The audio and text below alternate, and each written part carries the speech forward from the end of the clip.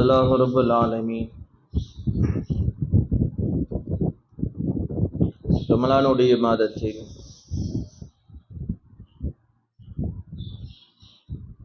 பெருமானார் ஸல்லல்லாஹு அலைஹி வஸல்லம் அவர்கள்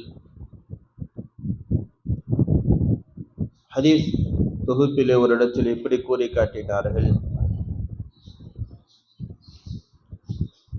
ஒவ்வொரு இரவுனுடைய கடைசி பகுதிகளிலும்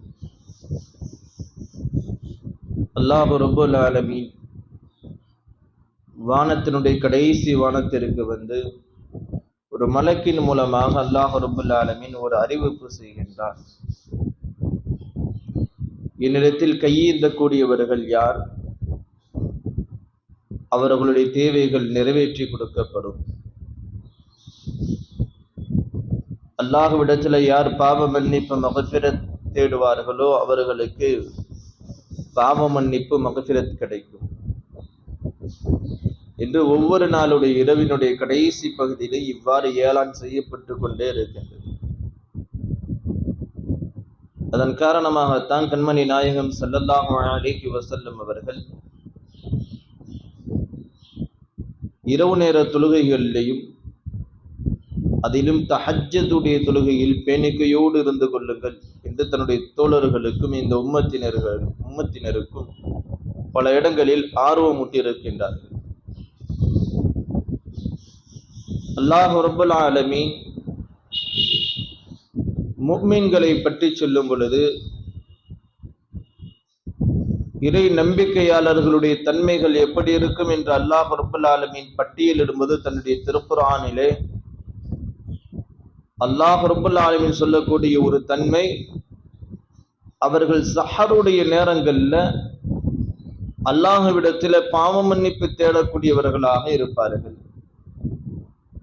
சஹருடைய நேரங்கள்ல அல்லாஹ்விடத்தில் கையேந்தக்கூடியவர்களாக முஃமின்கள் இருப்பார்கள் என்று அல்லாஹ் சொல்லி காமிக்கின்றார். சஹருடைய நேரங்களில் அல்லாஹ்வோடு அடியார்களுக்கு நெருக்கம் மற்ற எல்லா நேரங்களை விட அதிகமாக இருக்கும். மற்ற எல்லா நேரங்களை விட சஹருடைய நேரத்தில் அல்லாஹுக்கு அடியார்களுக்கு நெருக்கம் அதிகமாக இருக்கும். அல்லாஹ் ரப்புல் ஆலமீன் தனிப்படையாக அப்பொழுது கேட்கக்கூடியவர்களுடைய துஆக்களை அல்லாஹ் அங்கீகரிக்கின்றான். அப்பொழுது கேட்கக்கூடிய மக்ஃபிரத் பாவ மன்னிப்பு அல்லாஹ்விடத்தில் அங்கீகரிக்கப்படுகிறது.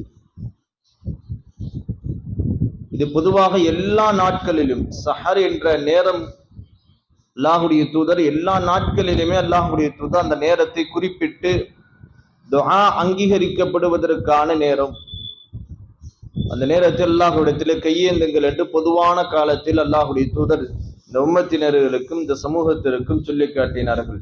அதிலும் ரமலானுடைய மாதம் சஹருக்கென்று குறிப்பான மாதம்.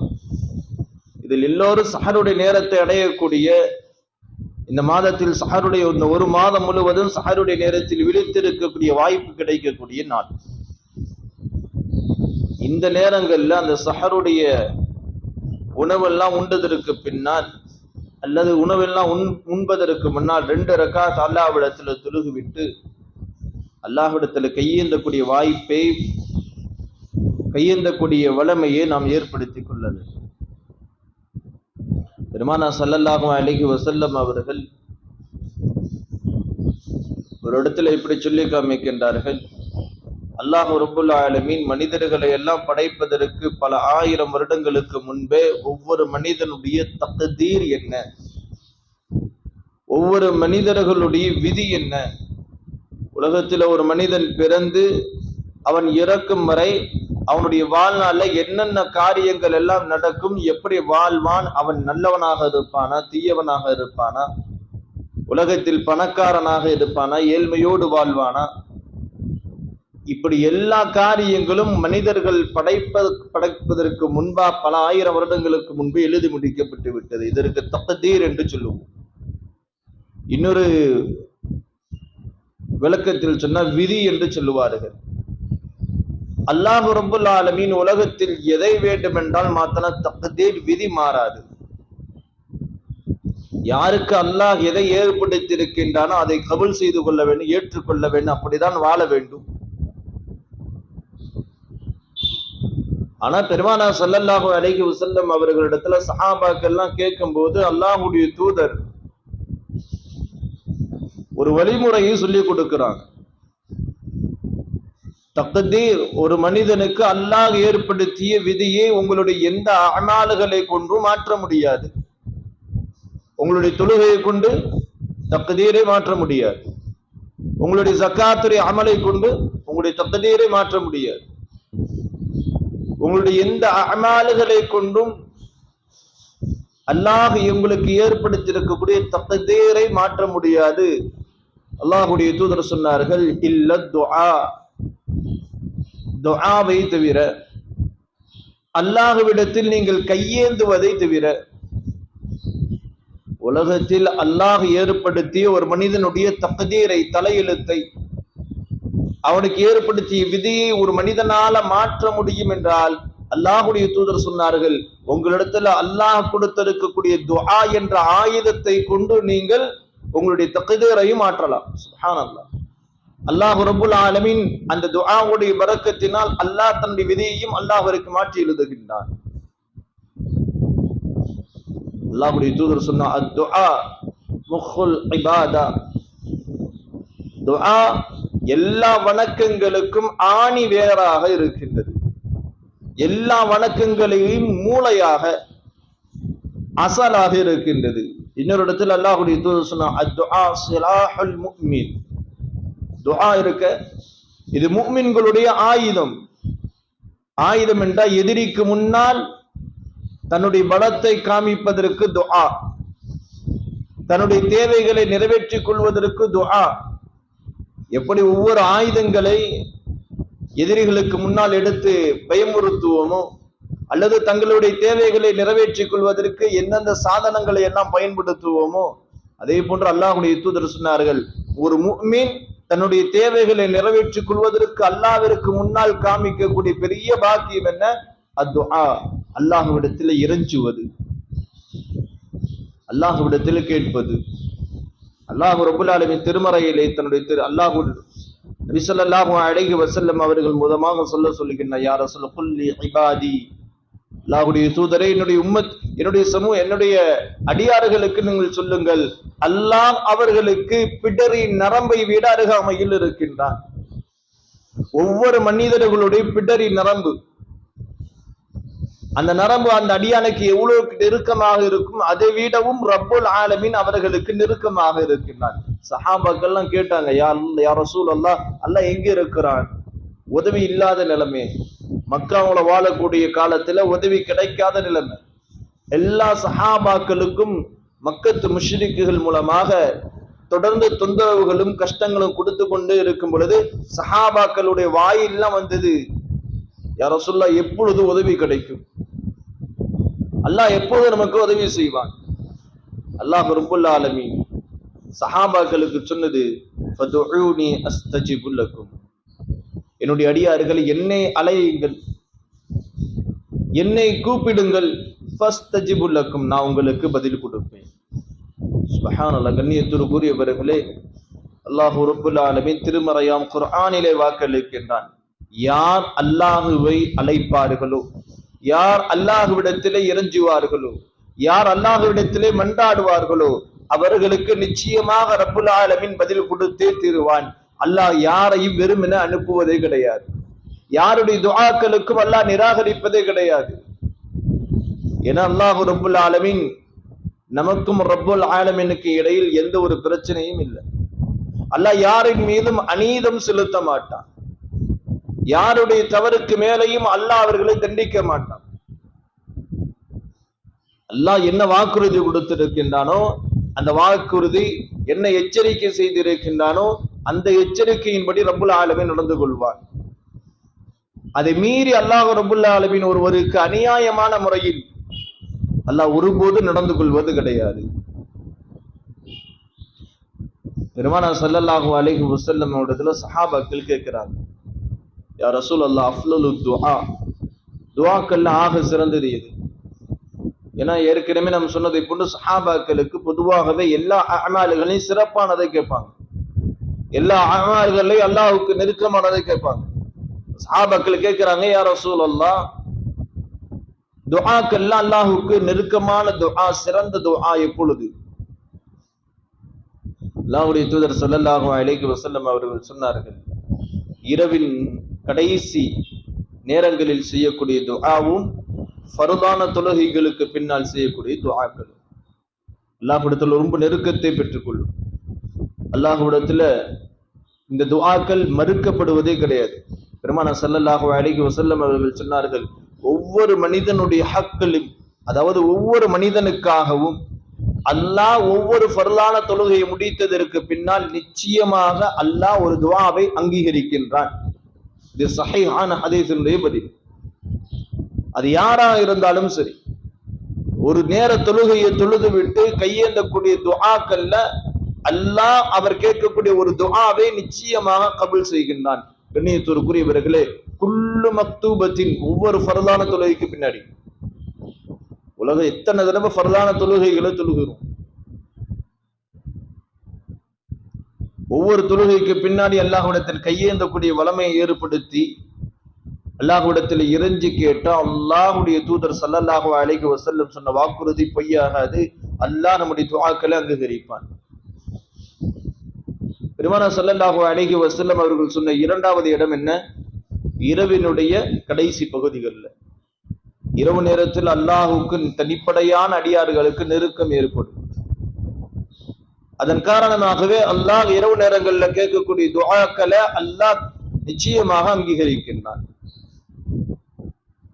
பெருமானார் ஸல்லல்லாஹு அலைஹி வஸல்லம் அவர்கள் துஆக்கள்ல இன்னும் அதிகமான இடங்களை, நேரங்களை, நபர்களுடைய துஆக்கள் என்று நம்ம ஏற்கனவே பல முறை பார்த்து இருக்கின்றோம். துஆக்களை அல்லாஹ்வுடைய தூதர் மூன்றாக பிரிப்பார்கள். துஆக்களுடைய அங்கீகரிக்கப்படைய துஆ, அல்லாஹ்வினால ஏற்றுக்கொள்ளப்படக்கூடிய துஆக்கள் என்று மூன்றா பிரிப்பாங்க. இடங்களை கவனித்து துஆக்கள் அங்கீகரிக்கப்படும், நேரங்களை கவனித்து துஆக்கள் அங்கீகரிக்கப்படும், நபர்கள் செய்யக்கூடிய நபர்களை கவனித்து துஆக்கள் அங்கீகரிக்கப்படும்.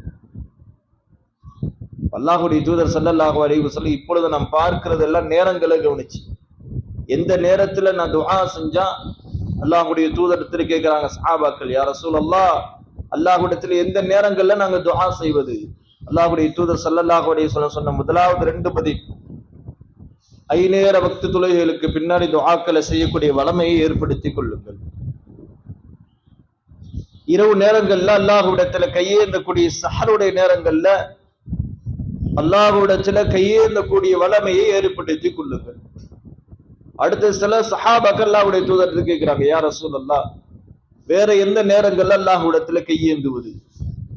அங்க அல்லாஹ்வுடைய தூதர் ஸல்லல்லாஹு அலைஹி வஸல்லம் அந்த ஹதீஸ்கள்ல, நபி மொழிகள்ல அந்த சஹாபாக்களுக்கு பதில் சொல்லும் பொழுது அல்லாஹ்வுடைய தூதர் சொன்னார்கள், பைனல் அதானி வல் இகாமத்தி, ஒவ்வொரு தொழுகையிலையும் அந்த தொழுகைக்கான பாங்கு சொல்லப்பட்டதிலிருந்து அந்த தொழுகைக்கான இகாமத்து வரை, அந்த தொழுகைக்கு ஃபர்லான தொழுகைக்கு பாங்கு சொன்னதற்கு பின்னால் இருந்து அந்த தொழுகைக்கான இகாமத் சொல்லப்படும் வரை இடையில் இருக்கக்கூடிய இந்த இடைவேளி, இந்த நேரத்துல அல்லாஹ் துஆக்களை அங்கீகரிக்கின்றான். பெருமானார் ஸல்லல்லாஹு அலைஹி வஸல்லம் அவர்கள் இன்னொரு இடத்துல இப்படி உம்மத்தினர்களுக்கு ஏவிருப்பார்கள், யார் பாங்கை முடித்ததற்கு பின்னால் என் மீது ஸலவாத் சொல்லி பாங்கு துஆக்கள் ஓதுவார்களோ, எனக்காக வேண்டி அல்லாஹ்விடத்திலே வசீலாவை தேடுவார்களோ, அவர்களுக்காக நாளை கியாமத்துடைய நாளையில் நான் பரிந்து பேசக்கூடிய கடமை எனக்கு ஏற்பட்டு விடும். நான் நிச்சயமாக அவருக்கு நான் பரிந்து பேசுவேன் என்று பெருமானார் ஸல்லல்லாஹு அலைஹி வஸல்லம் அவர்கள் ஹதீஸ்ல இப்படி பதிவு செய்வாங்க. என்ன அர்த்தம்?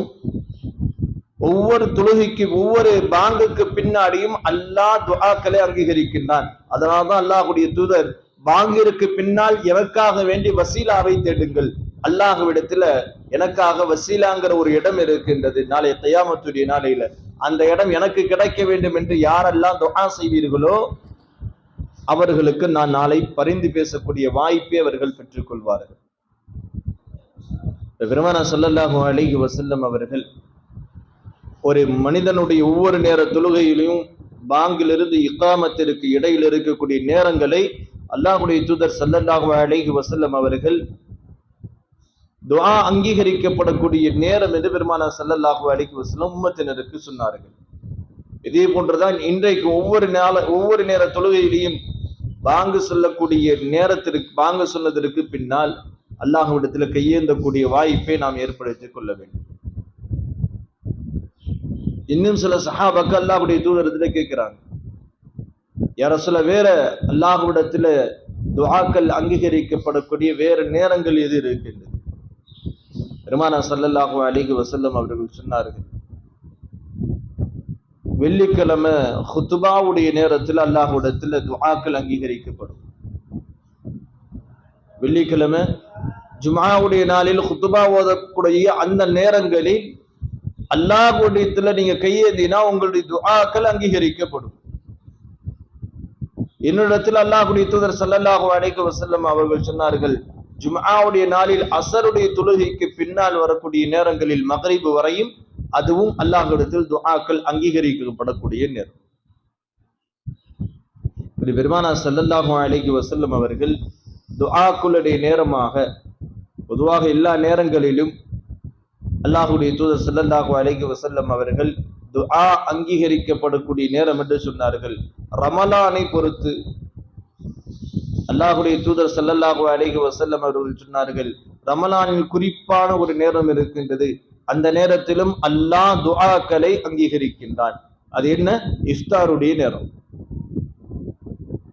கண்ணியத்திற்குரிய அல்லாஹ்வின் நல்லடியார்களே, நோன்பு திறப்பது என்பது பெரும் பாக்கியம். அது நபியுடைய சுன்னாக்கள்ல ஒன்று. அல்லாஹ் நமக்கு ஏற்படுத்தி கொடுத்திருக்கக்கூடிய வழிமுறைகள்ல மார்க்க முறைகள்ல ஒன்று. அதை சடங்காக நாம் ஆக்கக்கூடாது. பேருக்காகவோ அல்லது இஃப்தாரை நின்று கொண்டு திறக்கிறது, இஃப்தாருக்கென்று ஒரு அமைப்பை ஏற்படுத்தி வாங்க சொல்வதற்கு ஒரு 10 நிமிடங்களுக்கு முன்னால், இஃப்தாருக்காக கடைசி நேரத்தில் இல்லை, வாங்க சொல்வதற்கு ஒரு 10 நிமிடங்களுக்கு முன்னால் எல்லா ஏற்பாடுகளும் செய்து முடித்து அல்லாஹ்விடத்தில் நிம்மதியாக உட்கார்ந்து அந்த ஒரு நாளுடைய நோன்பை அல்லாஹ்விடத்தில் கபூல் செய்வதற்காக துஆ செய்ய வேண்டும். அல்லாஹ் எங்களுடைய நோன்பை நீ கபூல் செய்து கொள்வாயா. இஃப்தாருடைய நேரத்தில் அல்லாஹ்வுடைய தூதர் ஸல்லல்லாஹு அலைஹி வஸல்லம் சொன்னார்கள், நீங்கள் ஏந்தக்கூடிய கை ஏந்துதலை, நீங்க கேட்கக்கூடிய துஆக்களை அல்லாஹ் இஃப்தாருடைய நேரத்தில் நோம்பாளிகளுடைய துஆ அங்கீகரிக்கப்படும். இவ்வளவு பெரிய பாக்கியமான நேரத்தை வீணடிக்கக்கூடிய சமூகமாக இன்றைக்கு நம்முடைய சமூகத்தை பார்க்கிறோம். பேர ஏதோ அடிப்படையில் இஃப்தார் நடக்குது. நான் இஃப்தாருக்குன்னு ஒரு வழிமுறை, ஒரு முறையோடு எப்படி இபாதத்துகளை செய்வோமோ, எப்படி வணக்க வழிபாடுகளுக்கு ஒரு முறை இருக்கின்றது, அதே போன்று இஃப்தாருக்கும் முறை இருக்கின்றது. அல்லாஹ்வுடைய தூதர் ஸல்லல்லாஹு அலைஹி வஸல்லம் அவர்கள் சொன்னார்கள், இஃப்தாருடைய நேரத்துல என்ன திக்ரு செய்ய வேண்டும்? அல்லாஹ்விடத்துல பாவ மன்னிப்பு அதிகமாக கேட்கிறோம். யா வாசிஅல் ஃபضலி இக்ஃபிர்லி, விசாலமான குணமுடையவனே, விசாலமான மனப்பான்மை உடைய ரப்பே, ஃபக்ஃபிர்லி, எங்களுடைய பாவங்களை எல்லாம் மன்னித்து விடுவாயாக அப்படின்னு இஃப்தாருடைய நேரத்துல கேட்கும். அல்லாஹ்வுடைய தூதர் ஸல்லல்லாஹு அலைஹி வஸல்லம் தன்னுடைய சஹாக்களுக்கும் இந்த உம்மத்தினர்களுக்கும் சொல்லிக் கொடுக்கக்கூடிய இஃப்தாரில் செய்யக்கூடிய திக்ர், அல்லாஹ்விடத்தில் கேட்கக்கூடிய துஆ, பாவ மன்னிப்பு கேளுங்க.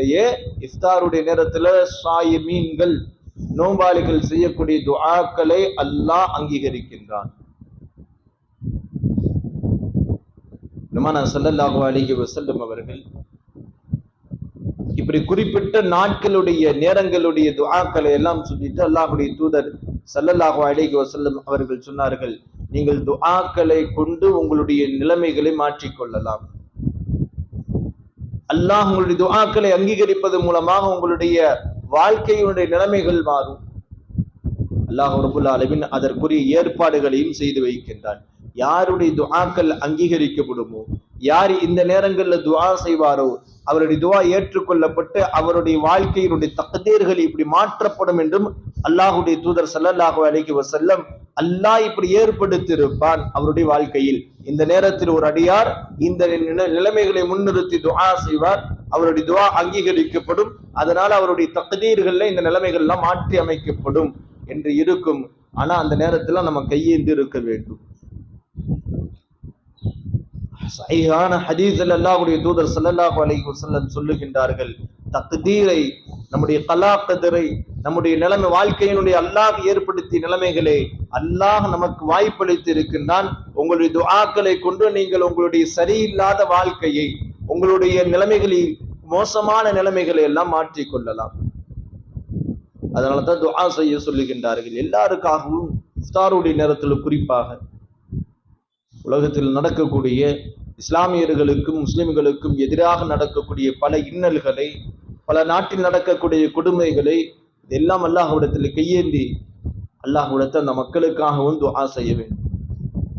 குறிப்பாக வரக்கூடிய நம்ம நாட்டில் முன்னோக்கி இருக்கக்கூடிய தேர்தலை முன்னிறுத்தியும் இஸ்லாமியர்களுக்காக, முஸ்லிம்களுக்காக, இஸ்லாத்திற்காக அல்லாஹ் இந்த நாட்டை இருக்கக்கூடிய எல்லா ஆட்சியாளர்களுடைய நிலைமைகளை மாற்றி அமைப்பாயாக அப்படிங்கிற துஆவையும் இந்த ரமலான்ல எப்பொழுதுமே மறந்துடக்கூடாது.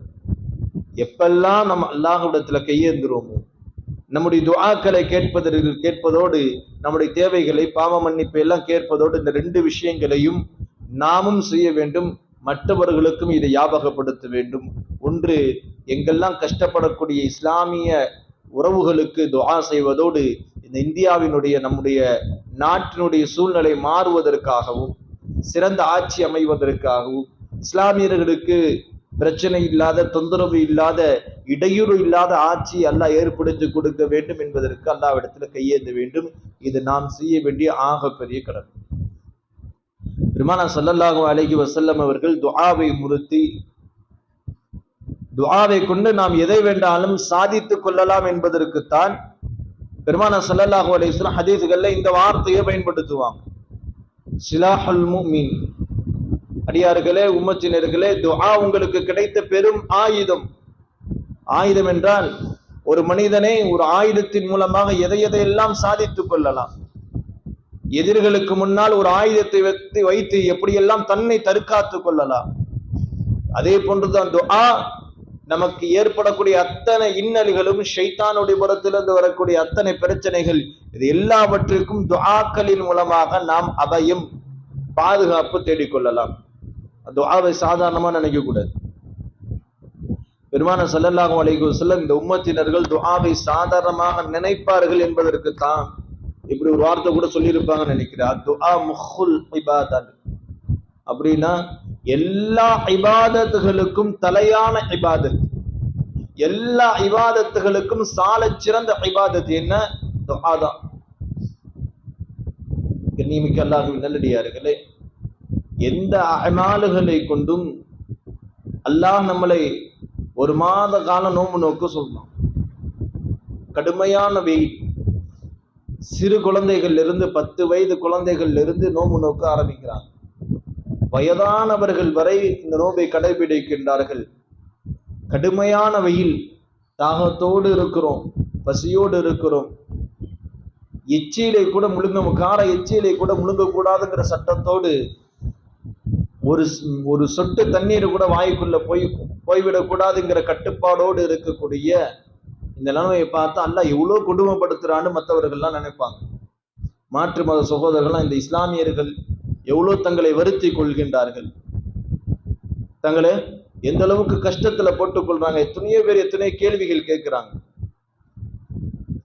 ஏன் அல்லாஹ் ரப்புல் ஆலமீன் இப்படி அமால்களை செய்வது மூலமா ரப்புக்கு என்ன கிடைக்கும்? அல்லாஹ்வுடைய தூதர் ஸல்லல்லாஹு அலைஹி வஸல்லம் சொல்லுகின்றார்கள், இந்த உம்மத்தினருக்கு, என்னுடைய உம்மத்தினர்கள், நீங்கள் செய்யக்கூடிய எந்த அமால்களை கொண்டும் அல்லாஹ்வுக்கு எதுவுமே கிடைக்காது. நீங்கள் அமல் செய்தாலும் அமல் செய்யவிட்டாலும், நீங்கள் தொழுதாலும் தொழுகாவிட்டாலும், நோன்பு வைத்தாலும் நோன்பு வைக்காவிட்டாலும், அல்லாஹ்வுடைய கண்ணியத்தை அதிகப்படுத்தவோ அல்லாஹ்வுடைய கண்ணியத்தை குறைக்கவோ எந்த சமூகத்துல எந்த மனிதராலும் முடியாது. எதற்காக வேண்டிய இபாதத்? அல்லாஹ் ரப்புல் ஆலமீன் திருமறையில் சொல்லி காமிக்கிறார், நீங்க செய்யக்கூடிய ஒவ்வொரு நற்காரியங்களும் உங்களுக்காக வேண்டி. ஒவ்வொரு தீமையும் அதுவும் உங்களுக்கு தான். நீங்க செய்யக்கூடிய அமல்களும் நீங்க செய்யக்கூடிய பாவங்களும் இதெல்லாம் உங்களுக்கு, அல்லாஹ்வுக்கு எதுவும் சேர போறது இல்லை. அல்லாஹ்வுடைய தூதர் ஸல்லல்லாஹு அலைஹி வஸல்லம் அவர்கள் ஹஜ்ரத் இப்னு அப்பாஸ் ரலியல்லாஹு தஆலா அன்ஹு அவர்களுக்கு ஒரு நீண்ட ஹதீஸை அறிவிக்கும் பொழுது இதையும் சேர்த்து சொன்னார்கள். இப்னு அப்பாஸ், உலகத்தில் பிறந்த அத்தனை நபர்களும் ஹஜ்ரத் ஆதம் அலைஹிஸ்ஸலாத்து வஸலாம் அவர்களிலிருந்து நாளைக்கு கியாமத்துடைய கடைசி மனிதன் வரை எல்லாருமே அல்லாஹ்விற்கு அடிபணிந்து நடந்தவர்களாக, உலகத்துல காஃபிர்களே மாற்றார்களே இல்லை என்று சொல்லும் அளவுக்கு எல்லா நபர்களும் அல்லாஹ்விற்கு இபாதத் செய்யக்கூடியவர்களாக மாறினாலும் அல்லாஹ்வுடைய கண்ணியத்தில் அணுவளவை உங்களால் உயர்த்த முடியாது. அல்லாஹ் பாதுகாக்கணும். ஹஜ்ரத் ஆதம் அலைஹிஸ்ஸலாத்து வஸலாம் அவர்களிலிருந்து கியாமத் வரை வரக்கூடிய எல்லா மனிதர்களும் பாவிகளாக மாறிட்டாங்க. யாருமே அல்லாஹ்வுக்கு சஜிதா செய்யக்கூடியவங்களாக இல்லை, யாருமே அல்லாஹ்வை நினைக்கக்கூடியவங்களாக இல்லை. எல்லாம் அல்லாஹ்வை மறுக்க ஆரம்பித்து விட்டார்கள். நஊது பில்லாஹ். அல்லாஹ்வுடைய தூதர் சொன்னார்கள், அப்படி உலகத்துல யாருமே ரப்பை நினைக்காத நபர்களாக இருந்தாலும் அல்லாஹ்வுடைய கண்ணியத்திலிருந்து ஒரு அணுவளவை கூட உங்களால் குறைக்க முடியாது. சுப்ஹானல்லாஹ். கண்ணியத்திற்குரிய அல்லாஹ்வின் நல்லடியார்கள், இந்த இபாதத்துகள் எல்லாம் எதற்காக வேண்டி? அடியார்களுக்கு அல்லாஹ் கொடுத்த பாக்கியம். நீங்கள் இபாதத்தை செய்துவிட்டு அல்லாஹ்விடத்துல நீங்கள் துஆ கேளுங்கள். நீங்க 5 நேர வக்து தொழுகிறதுனால அல்லாஹ்வுக்கு ஒன்றுமே இல்லாமல் போய்விடும் என்பதற்கு அல்லாஹ் என்ன எதிர்பார்க்கின்றான்? ஒரு மனிதன் 5 நேர வக்து தொழுகையில தொழுது விட்டு அல்லாஹ்விடத்துல இறைஞ்ச வேண்டும். நோம்பை நோற்றதுக்கு பின்னால் அல்லாஹ்விடத்துல கையேந்த வேண்டும். யா அல்லாஹ், நீ சொன்ன இபாதத்துகளை வணக்கங்களை நிறைவேற்றியதற்கு பின்னால் என்னுடைய தேவைகளை கேட்பதற்காக உன்னிடத்துல கையேந்துகின்றேன். 5 நேர வக்து தொழுகைகள்ல ஒவ்வொரு தொழுகைகளையும் நிவர்த்தி செய்து முடித்ததற்கு பின்னால் அல்லாஹ்விடத்துல கையேந்த வேண்டும். யா அல்லாஹ், எல்லா இபாதத்துகளையும் முடித்ததற்கு பின்னால் உன்னிடத்துல கெஞ்சி உன்னிடத்துல கையேந்துகின்றேன். என்னுடைய தேவைகளை நிறைவேற்றி செய்து என்னுடைய பாவங்களை மன்னித்து விடு. அல்லாஹ் இதை தான் அடியார்களிடத்திலிருந்து எதிர்பார்க்கிறான். இந்த அடியார்களை தான் அல்லாஹ் வரவேற்கிறான். இபாதத் செய்துவிட்டு தற்பெருமையோடு அல்லாஹ்விடத்துல கையேந்தாமல் ஒரு பெரும் சமூகம் உலகத்துல திரிந்து கொண்டிருக்கிறாங்க. நாங்கள்லாம் தொழுது விட்டோம், நாங்கள்லாம் நோன்பு வைத்து விட்டோம், இப்ப கையேந்து நீ அல்லாஹ் இடத்துல. கையேந்த வேண்டிய அவசியம் எல்லாம் எனக்கு இல்லை என்று நாவால் சொல்லாவிட்டாலும் கூட செயல்முறைகள்ல செய்து காமிக்கிறாங்க. 5 நேர வக்து தொழுகை முடிஞ்சதுக்கு பின்னால் சலாம் கொடுத்ததற்கு பின்னாடி ஒரு பெரும் கூட்டம் எழுந்து பள்ளியை விட்டு வெளியே போய் விடுவார்கள். காரணம் என்ன? தங்களுக்கு எந்த தேவைகளும் இல்லை அல்லாஹ் இடத்துல கேட்கிறது. தங்களுடைய பாவமே செய்யாதவர்களை போன்று அல்லாஹ்விடத்துல பாவ மன்னிப்பு கேட்பதற்கும் தயாராக இல்லை. ரமலானுடைய காலத்திலையும் பார்க்கிறோம், கெஞ்சி கூத்தாட வேண்டிய, அல்லாஹ்விடத்துல கதற வேண்டிய மாதம். அல்லாஹ் இரக்கத்தோடு நம்மளை மன்னித்து விட்டு அதுவே பேர் உபகாரம், அல்லாஹ்வுடைய பெரிய கிருபை. ஆனால் இந்த மாதத்தினுடைய நேரங்களை வீணடித்து ஏதோ ஃபர்தை நிறைவேற்றி விட்டோம், அவர்கள் எழுந்து செல்வதே அப்படிதான் இருக்கும். ஃபர்தான தொழுகைகளை முடித்ததற்கு பின்னாடி அவங்க செல்லக்கூடிய அந்த எழுந்து செல்லக்கூடிய தோரணையை பார்த்தா எங்களுக்கு எந்த தேவையும் இல்லை, தொழுது முடிச்சிட்டோம் அல்ஹம்துலில்லாஹ், அவ்வளவுதான், அல்லாஹ்வுக்கு எங்களுக்கு உள்ள கடமை முடிஞ்சிருச்சு. கண்ணியத்திற்குரியவர்களே, இந்த ஹதீஸை ஞாபகம் வைத்துக் கொள்வோம். நம்முடைய இபாதத்துகள் எவ்வளோ இஹ்லாஸாக தொழுதாலும், மன ஓர்மையோடு தொழுகையை நிறைவேற்றினாலும், அல்லாஹும் அல்லாஹுடைய தூதரும் எந்த முறையில் ரமலானை பேணிக்கையோடு ஒழுக்கத்தோடு கழிக்க சொன்னார்கள், அப்படி ஒரு மனிதன் கழித்திருந்தாலும் அல்லாஹ் உன்னை கண்ணியப்படுத்துவது துஆக்களை கொண்டுதான், அல்லாஹ்விடத்துல கையேந்துவதை கொண்டுதான். கண்ணியத்திற்குரியவர்களே, அல்லாஹ்விடத்துல கையேந்தக்கூடிய வளமை இல்லைன்னா அல்லாஹ் ரப்புல் ஆலமீன் நம்மளை பாதுகாக்க வேண்டும். உலகத்தில் அல்லாஹ் ரப்புல் ஆலமீன் நம்மளை கேவலத்திற்குரிய சமூகமாக ஆக்குவோம். இனிமிக்க அல்லாஹ்வின் நல்லடியார்களே, சஹாபாக்களுக்கெல்லாம் தொழுகை கிடைக்கும் பொழுது பெருநாளுகளை விட சஹாபாக்களுக்கு சந்தோஷம் இருந்துச்சு. இஸ்லாம் அல்லாஹ்வுடைய தூதர் ஸல்லல்லாஹு அலைஹி வஸல்லம் அவர்களுக்கு 40 வயதுல நபித்துவத்தை கொடுத்ததுக்கு பின்னாடி ஏறத்தாழ ஒரு 2-3 வருடங்கள் அப்படியே அல்லாஹ்வுடைய தூதர் வெறும் கலிமா லா இலாஹ இல்லல்லாஹின் பக்கம் அழைத்து கொண்டு இருக்கிறாங்க. வேற எந்த அமால்களும் இல்லை.